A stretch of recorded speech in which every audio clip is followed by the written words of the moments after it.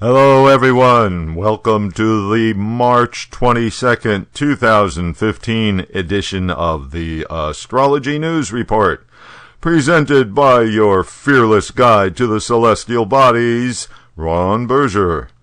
So let's take a look at the upcoming planetary patterns and predictions. What's in store in the heavens for March 22nd to March 29th and beyond. On Monday, March 23rd, Mars enters Aries. This is one of the signs that Mars owns. A planet is happy in its own sign. It's like a person operating from their own home.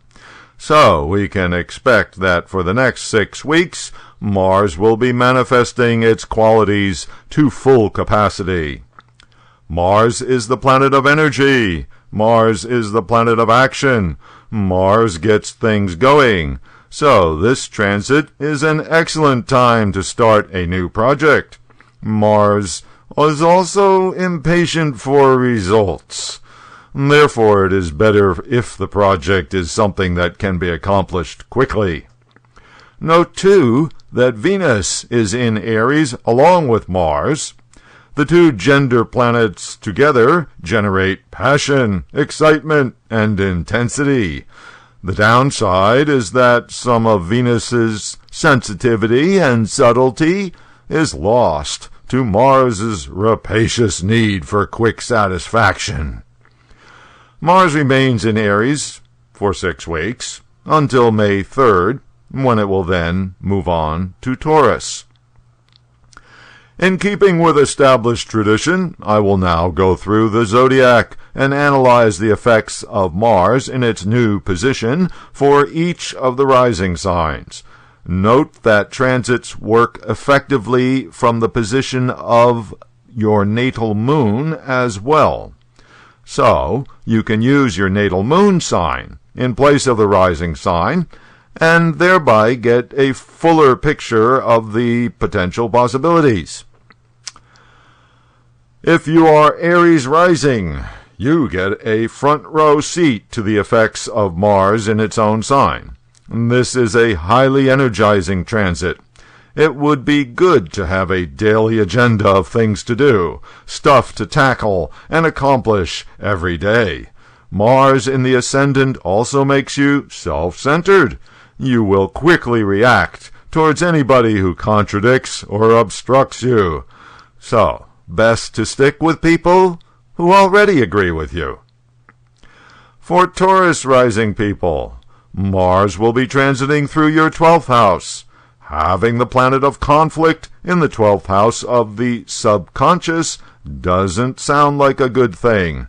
The result can be a sort of free-floating anxiety. This is the house of hidden actions. Mars is the attack planet. Translation: attack from a hidden enemy. Watch out for someone working behind your back trying to undermine you. Since the 12th is the house of the unknown, and Mars likes new experiences, this could be a good time to go exploring someplace you haven't been to before. If you are Gemini rising, Mars will be transiting in your 11th house, the house of goals and ambitions. A Mars transit in this part of the chart is beneficial for setting goals and accomplishing them. Since the 11th house is also friends and associates, and Mars in Aries likes something new, this would be a good time to strike up a new friendship. For Cancer rising people, Mars transiting through your 10th house will affect your career, professional activities, business, status in community, and relationship with superiors. This is a strong energy for making a move in your career or business. But watch out. Mars is a pushy planet, not known for subtlety. Being too forthright with your boss may not get you what you want. Mars will be transiting in the 9th house for Leo charts, the house of beliefs, meritorious deeds, long-distance travel, and higher learning. The action planet in this part of the chart indicates a good time to take a trip or to start a course of study. Mars's aggressive energy will make you feel like proselytizing for converts to your way of thinking. But pushing your beliefs on others can bring opposition. Remember, everyone is experiencing strong Mars energy during this transit. If you are Virgo rising, Mars transits in your 8th house, the house of financial arrangements with others. Proactive Mars in this house indicates that this may be a good time to set up a contract or ask for a loan. But some of the other traits of the 8th house are not so beneficial. This is the house of secrets, clandestine activities, and humiliation. So be careful that what you do is not underhanded, or you may risk unintended consequences. Libra rising folks will have Mars transiting through their 7th house, the all-important house of relationship and partnership. Generally, the planet of combat is not welcome in the 7th house.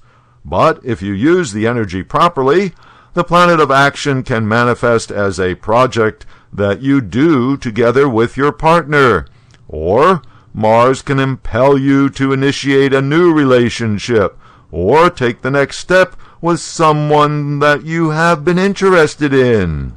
For Scorpio rising people, the Mars transit affects your 6th house, the house of struggles and difficulties, enemies, employment, and health.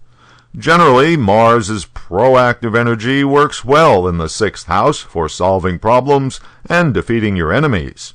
Mars represents accident, injury, and infection, so careful that you don't move too fast, or you may suffer from the downside of Mars's 6th house transit.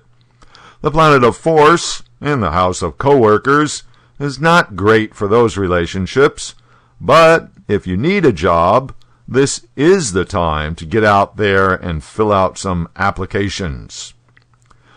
If you are Sagittarius rising, then Mars will transit through your 5th house, the house of romance, fun and games, creativity, children, and teachers and teachings. Mars's proactive energy in this part of your chart will encourage you to get out and party and meet someone. This is the house of sports. Mars likes physical activity as well as victory. If you have children, Mars encourages physical activities with them as well. The planet of initiation in the house of creativity is good for starting any new art project. Capricorn rising people will have Mars affecting their 4th house, the planet of impatience, argument, and combat in the house of domesticity is not such a good thing for harmony on the home front. But you could put Mars's fondness for physical activity to good use by taking care of home chores, doing some home improvement project, cleaning up the yard, planting a new garden, and so on. Mars will be affecting the 3rd house for Aquarius charts. This is considered a good transit position for Mars, since it is the planet of getting things going, and this is the house of personal desires, initiative, use of skills and talents, and everyday action. Thus, for Aquarius people, this transit stimulates you to take on a new project and make some headway in getting your desires met. The 3rd house also, because it indicates everyday activities, with Mars here, it's best to have a daily agenda of things to do. Actions involving siblings and or close relatives are also favorable. And lastly, Pisces rising people will have Mars transiting through their 2nd house, the house of family, speech, and making money. Like with the 7th house or 4th house, this position of Mars is not exactly favorable for intimate family relationships, since Mars is a pushy planet and not inclined to compromise. Mars in the 2nd house of speech indicates assertive speech, which again may not be appreciated by everybody. Mars in the 2nd house of personal finances encourages action on that front, but be careful of the Mars quality of impulsiveness, which may induce you to spend more than you should. So that's a brief analysis of this Mars in Aries transit for each of the signs. Remember that the idea is to cooperate with the energy pattern.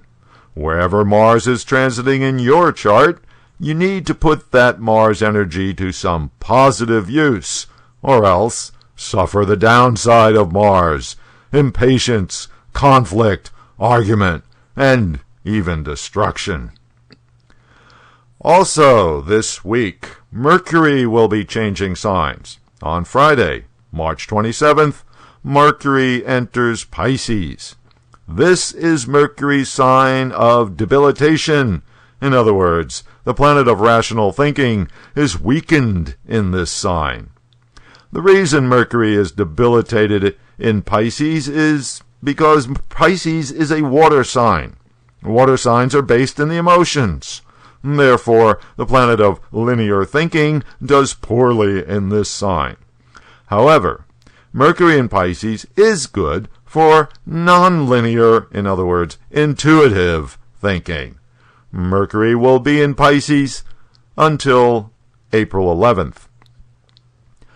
Thanks for visiting astrologynewsreport.com.